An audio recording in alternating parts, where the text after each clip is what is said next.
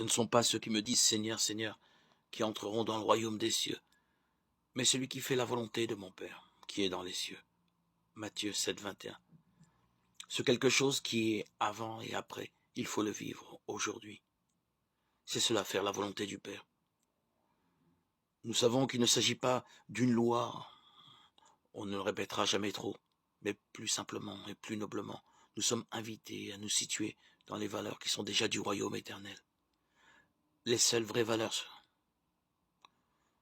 Suivre le regard de Dieu, adhérer à sa vision, faire à sa lumière, la discrimination des vraies et des fausses valeurs, afin que la route que nous suivons soit celle qui aboutit au bonheur définitif.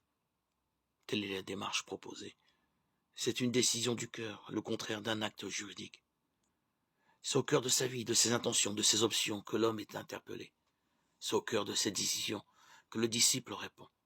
La réponse ne se trouve pas en effet dans une impeccabilité morale qui, à la limite, ne serait qu'un héroïsme, démontrant une volonté morale considérable, ne changeant rien au cœur de l'homme, c'est-à-dire à ses relations interpersonnelles avec Dieu et les frères à la manière du pharisien.